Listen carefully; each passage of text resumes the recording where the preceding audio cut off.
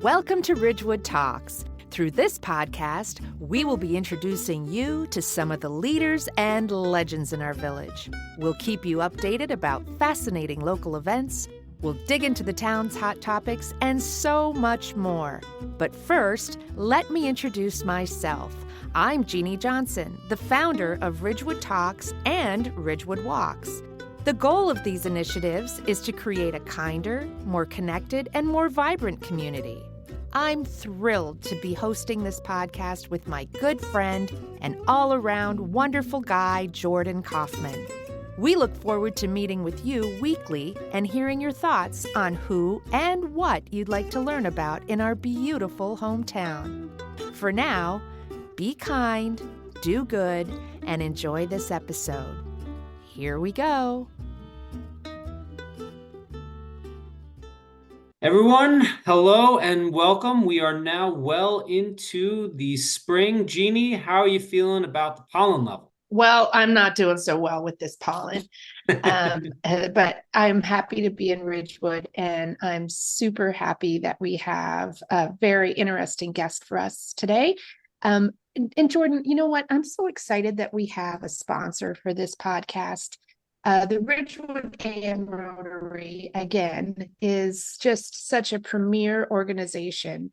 And I hope that everyone that is listening will go onto their website and learn a little bit more about them and all of the great things that they do, not only for our community, but Rotary happens to be an international organization. And so they do a lot of humanitarian service work out in communities all across the globe. So if anyone who is listening right now is interested in doing some good, please check out the Ridgewood AM Rotary. You will have a lot of camaraderie. You will do a lot of good work. You'll have a lot of laughs. You'll just enjoy every minute of it. Would you agree? Well said.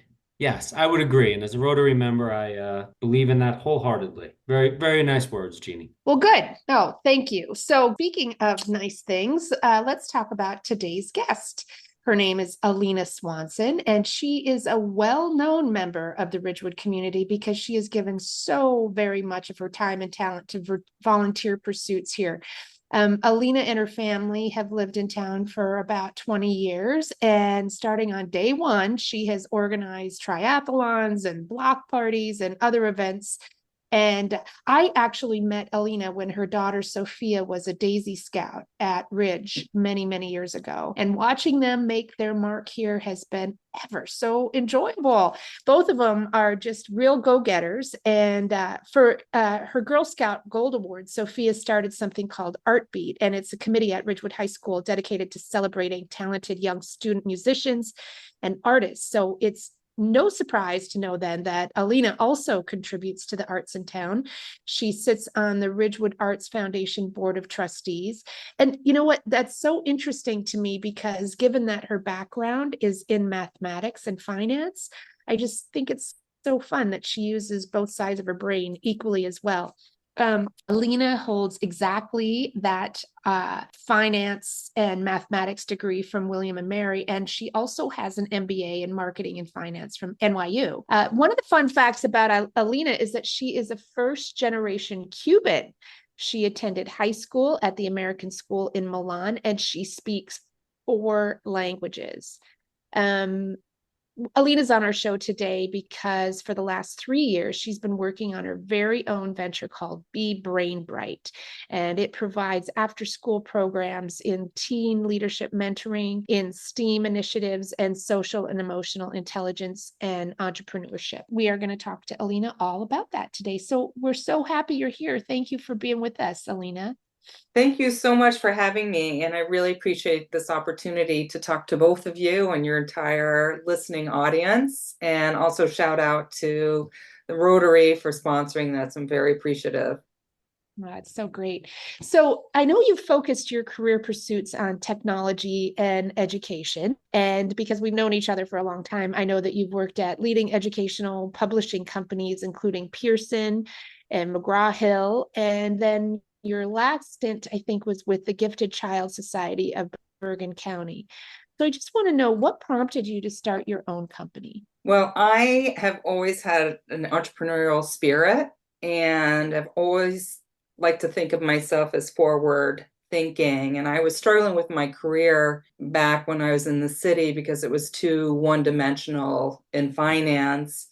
And I kind of stepped back and I was looking at areas that I was really passionate about. One is learning. I always derive a lot of enjoyment helping others learn, and then also technology. So I knew the confluence between those two major areas was going to be a huge growth area. So I focused my career pursuits in that arena. And, as time evolved, I always had this little desire to start my own business. And so many of my friends laugh at me because I'd be creating one little business and then it doesn't work. So I close it and then I open up a new one. And everybody's like, oh, what business do you have now? And I have to say, like, Be Brain Bright just is a perfect fit for me. That's awesome. And bebrainbright.com is your website. And just taking a peek at that, Alina, this looks really exciting. Can you tell us a little bit about the mission of Be Brain Bright and some of the things that the organization is trying to accomplish? Definitely. So at its highest level, my mission is empowering our youth to be the best that they can be. And I use experiential learning as a major pillar of getting our youth to that level. Secondly, I want our kids to have confidence and curiosity in learning. And then thirdly, have fun, because I feel like if you're not having fun, you're not going to remember things as well as you would be if you were having fun. So I feel like those pillars need to be there to have the most rewarding and lasting educational experience. That's awesome. And one of the things that we were talking a little bit about before was you talked a little bit about the brain as a muscle and some of the healthy habits. Can you tell our listeners a little bit about what you mean by that and how that's important for kids? Definitely. So our brains are exceptional. I've always been intrigued by neuroscience from when I was a little girl doing science experiments. And my daughter, I even convinced her to dress up as a left brain, and her friend dressed up as a right brain for Halloween one year. So I just think it's so fascinating. And so essentially, it's a 3-pound mass. And it is constantly changing and evolving. And you think about it as this massive network, almost like a series of highways that are overlapping, going underneath bridges. It's this amazing network. And in order to work the different parts of your brain, you have to work it constantly and try and think of new ways to activate it and keep it strong and always growing. And so one healthy habit is trying a variety of activities. So for example, if you like math, wonderful. So maybe you should throw in some art classes. Maybe you're especially sporty. Well, maybe it's a good thing to take a little bit of time off and go for a walk and look up at the sky and just let your mind wander. Just have some quiet moments of rest, because your mind is actually working very actively at times like that as well. It comes as no surprise. Sleep is essential. And there's been so much research recently on sleep. And there's some videos that I've been looking at, digging into some of the most compelling research, and seeing some of the cleaning mechanisms that occur in your brain while you're sleeping. So if you imagine, like, you're building up dust throughout the day, you're riding a bike, you're taking an exam, all these activities are going to build up dust in your brain. And if you allow your brain to just rest, there are fluids that are flowing through your brain that essentially is cleaning your brain and getting it ready for the next day. So it's extraordinary. So I can send you some of these videos so you can actually see how the blood is flowing and doing that cleaning process. So I think those are just some examples. And one, to make it really easy, like even I'm a lefty, and sometimes it's helpful is like put down your dominant hand and try the other hand. Maybe you are having dinner and you always put your knife on one side. Well, how about switching it up? And that like actually activates your brain too. So, so I hope those are some helpful suggestions. No, that's a really cool example. And that's one of those things that you rarely hear when you're, sitting in the classroom is, the teacher say, hey, write this with the opposite hand. And so it seems like some of the activities, the after school activities are kind of challenging kids to do things they're doing outside of the classroom. Is that fair to say? Definitely, definitely. And I love the classroom work. I'm in and out of the classrooms constantly, and I have so much respect for our teachers. I really feel like they're giving our students the foundational building blocks that are so necessary.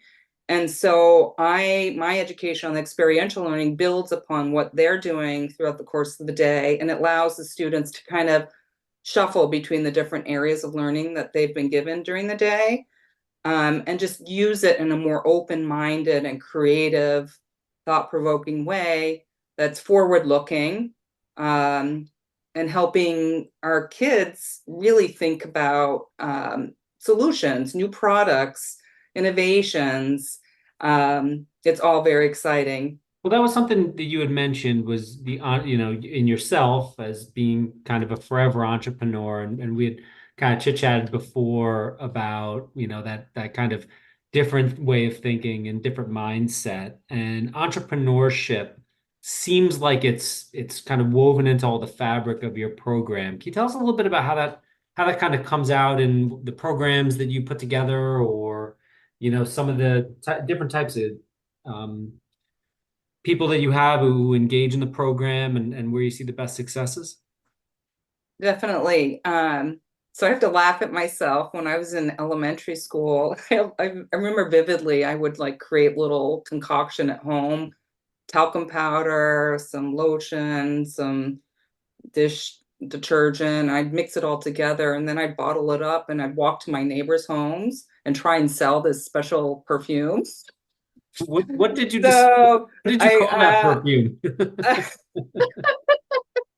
So I think I had a few customers that just basically got a good chuckle out of it. And so I did have some customers. And then as my son was in middle school, he introduced me to Shark Tank, and I just love Shark Tank. I've watched each episode maybe twice. So I just think it's so fabulous.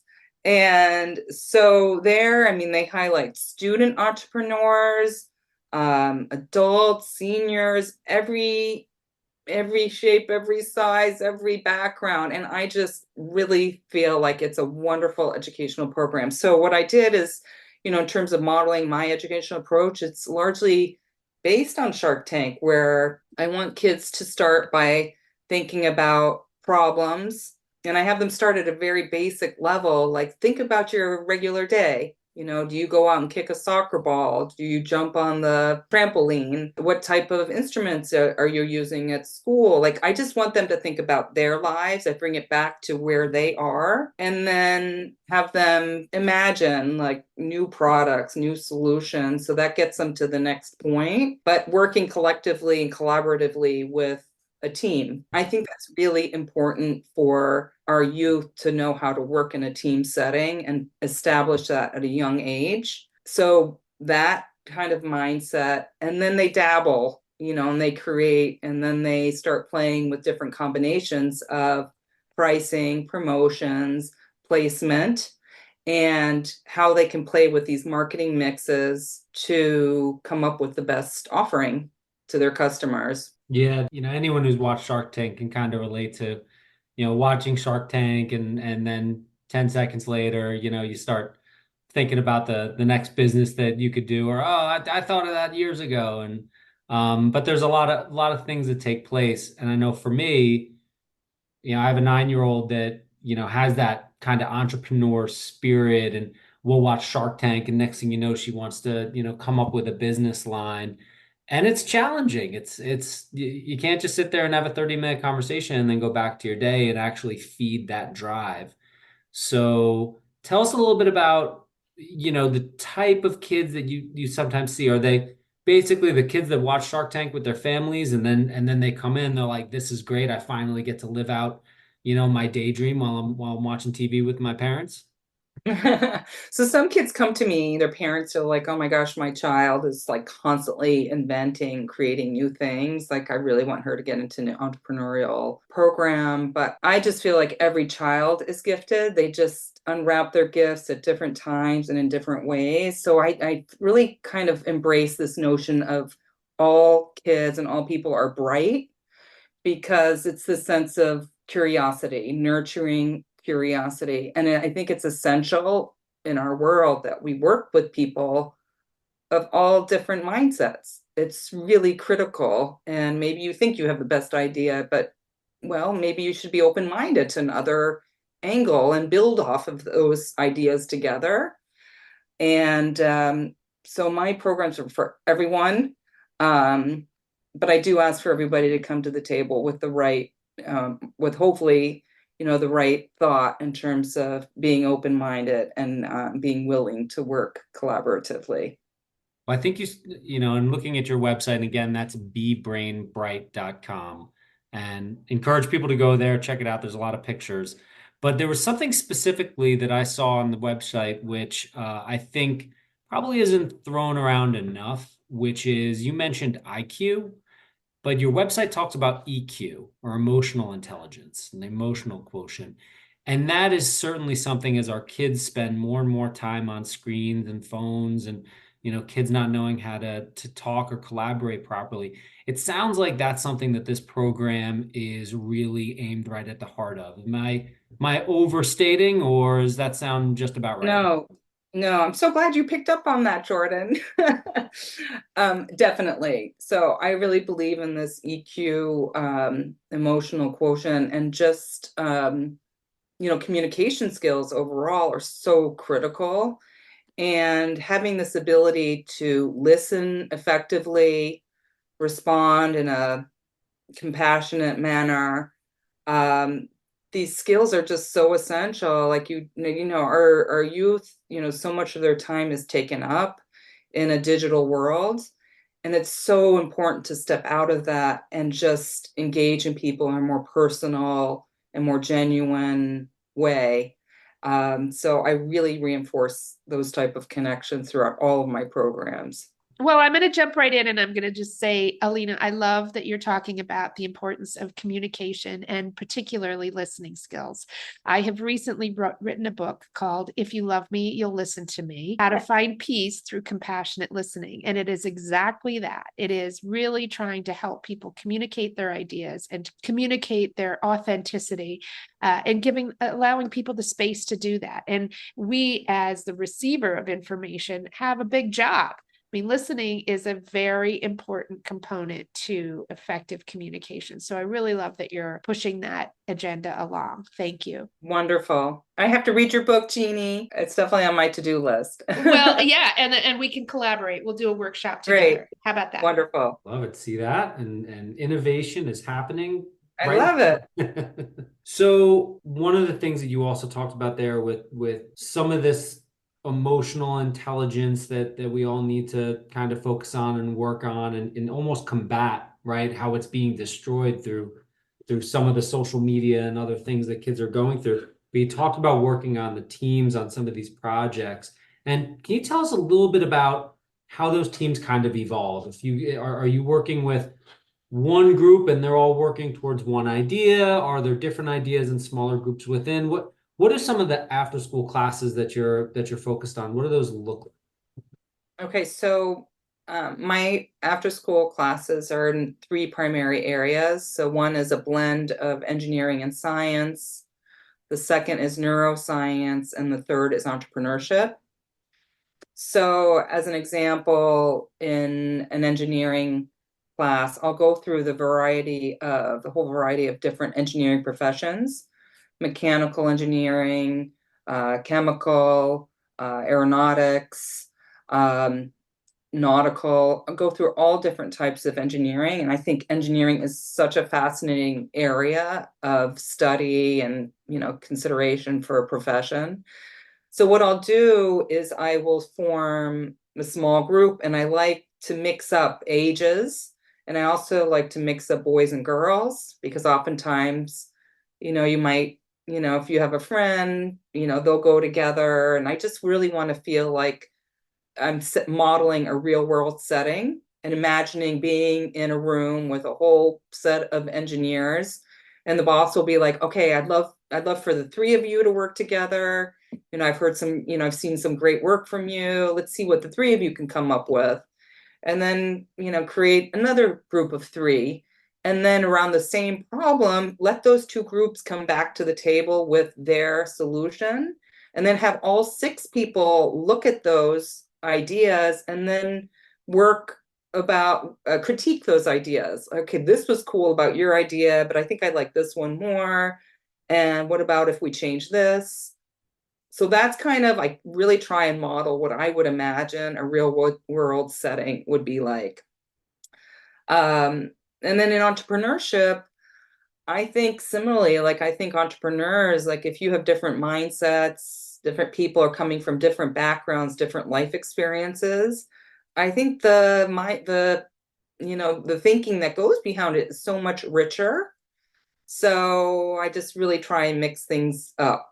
Some students aren't so thrilled about it because I'm separating those that came in together, but I really feel like that's an important part of the learning process. And it seems like they're gaining, kind of some life lessons a little earlier than most, where this is giving them a lot of tools as they look to the professional world, where sometimes that's not something that they get in the normal course of their education trajectory. So it sounds like something that's very important. Listen, I wish I had been exposed to these type of programs. I would have seriously considered becoming an engineer. I would have seriously considered becoming a neuroscientist.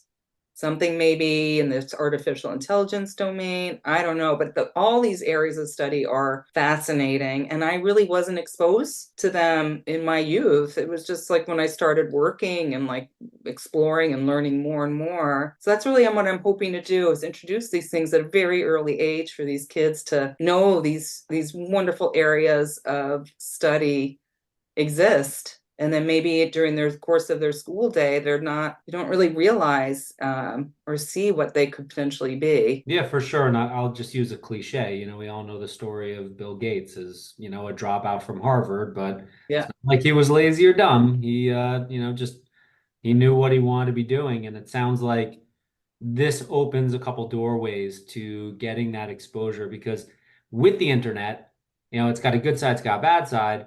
But one of those good sides is you can really start to find what you're really interested in and get exposure to those things in a way that wasn't available when, I was younger, and, you had to go to the library and, sort through a catalog to try to find this type of stuff. Now you can immerse yourself in it pretty quickly, but not in a constructive, cooperative work environment with other like-minded people. You kind of, on the internet, you end up going down rabbit holes. So it seems like something that more and more kids should look to take advantage of and see if it's right for them. Now, not only do you have some after school programs, but I think you have summer programs as well. Is that correct? Yeah, so 2 summers ago, I did some workshops that were targeted around specific areas of learning. For example, urban planning. So we'd go through different parts of urban planning, what that looks like.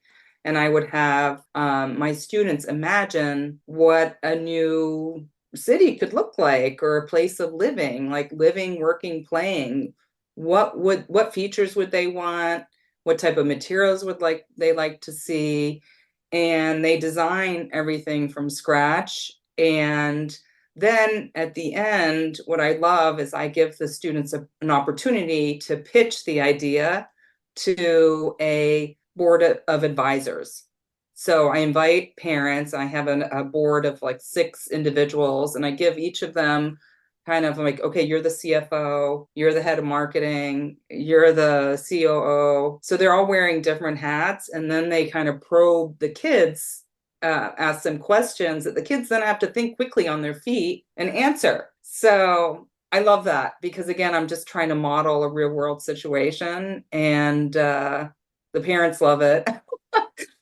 And the kids just really shine. I'm always so impressed with what they do. Very cool. With some of the time that we have left, I think what I'd love to hear is just some of the inspiring stories that you've seen over the years with students who have come in. I'm sure you have repeat students that you mentioned before about students who want to stay with groups, but you have them work with some other people, and that helps build and train some other muscles and skills in collaborating. Are there any stories that really stick out in your mind that just, deserve their own Netflix series? Yeah. Well, in terms of an area of learning and curiosity for my elementary students, I always offer biographies in the science and engineering realm predominantly, and the students take those biographies home, and I have them come and present about these famous individuals as a way to like show like, hey, you can just be in your day to day, you could come across all these people, and all of a sudden, like, what is it that sparked their interest that took them down that path? I think there's so much learning there.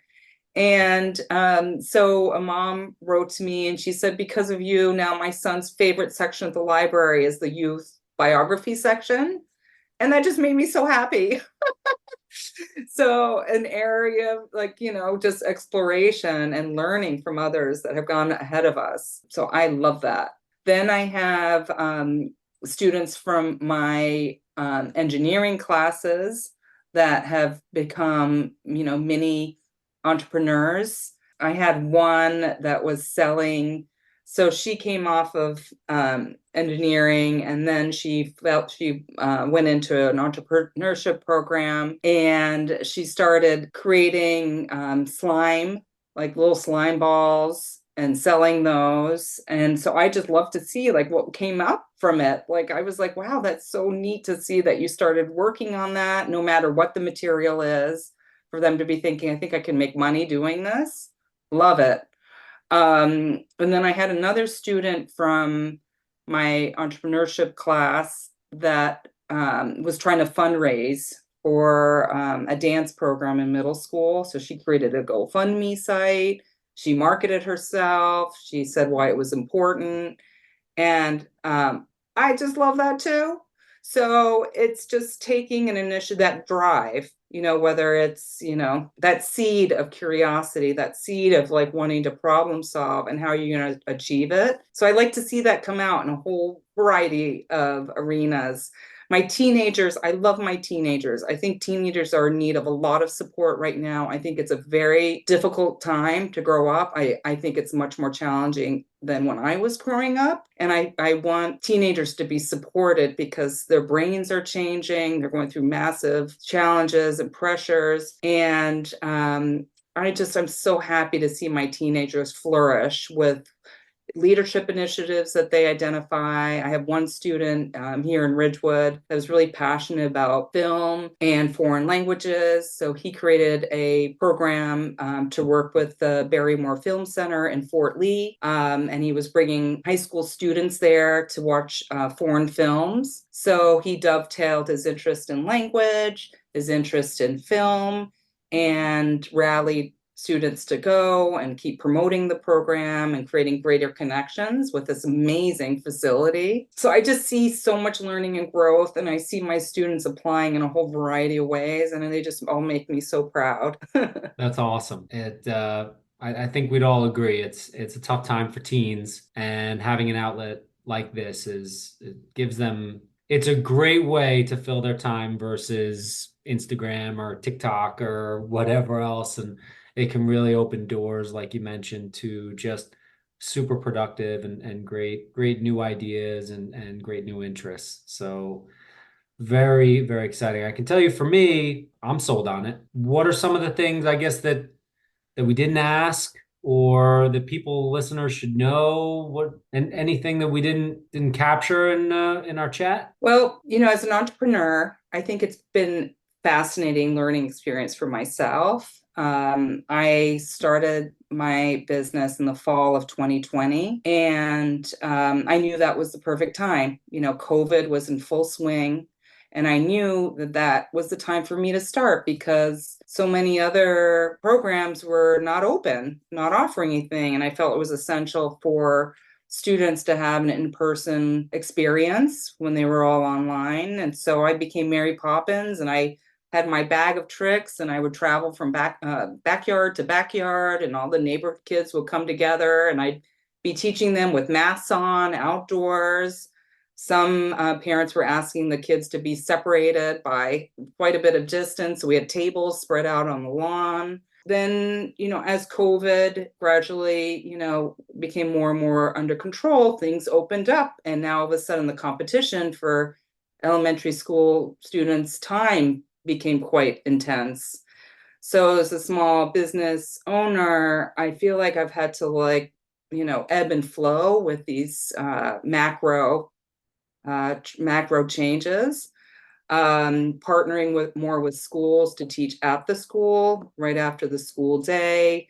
I've started working on assemblies for my first one was on brain science, but I'm also working on assemblies in engineering science and entrepreneurship. Brain science has been a lot of fun, and I really feel that at a cellular level, there's so much learning to be had. Elementary, even adults are asking me to come in and speak to them because a lot of people don't know much about their brains, the anatomy, the way the neurons, the pathways get developed, what happens when you're eating too much sugar.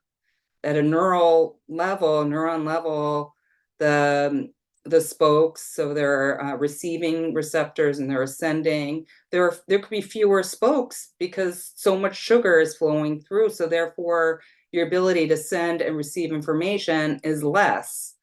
So I really I'm keen on trying to deliver that message more, and getting a lot of people further along in terms of their understanding of the brain. So that's shifting assemblies, working more directly with schools to teach at the schools, and adults have been asking me to present more. So I do wonder, there may be an opportunity to work with adults on hands-on, like engineering problem solving as a alternative to bridge or mahjong or tennis. It's another way to engage your brain. So adults have been asking me for that. And then lastly, on the teen side of things that I've been mulling over is more soft skills, like the science of happiness. What happens in your brain when you're working on different attributes that could bring you happiness? There's all sorts of neural changes that are happening within your brain, and there's a real science behind it. So science of happiness, the art of listening, compassion counts. So I'm thinking about smaller targeted workshops for teenagers. So that's where I am. And I think with entrepreneurship, it's always been an interesting ebb and flow of the business to see where your customers are and what their interests are. And also to be forward thinking. Sometimes your customers aren't there just yet, but be visionary in terms of where you think their needs might be. And maybe you propose something that piques their interests and says, yeah, I think I'll go for that. So that's where I am as a small business owner. It's almost, how do you pick from so many different things that you can tackle? And once you go down the road, is the opportunities just go. I can tell you from my experience as a parent, all parents are down with big sugar, Yeah. and they want less sugar in the household. But find me the person that then doesn't go to the grocery store and load up on all the bad stuff once again, because they're trying to get their kid out the store without a meltdown. So I totally probably understand could that. open up another thing of parent training on how to get kids who are more prepared to tackle their day versus meltdown just jumping from one meltdown to the next. I want to thank you so much. We look forward to seeing how your business evolves. Again, that's bebrainbright.com. There's a ton of information there to learn about Alina and what she's got going on. We encourage our listeners to go check it out. We encourage our listeners to tell their friends, to go check it out and learn more about what's going on and what opportunities might be there for both young and adults in our community, in ways that she can help make us all smarter, healthier, and with better emotional intelligence. Oh, Jordan, you did such a good job wrapping it up. I love it. Thank you so much. And again, I just am really appreciative, and thank you, Jordan and Jeannie, for having me and giving me this wonderful opportunity. Thanks for being here, Alina, and keep up the good work. Thanks so much.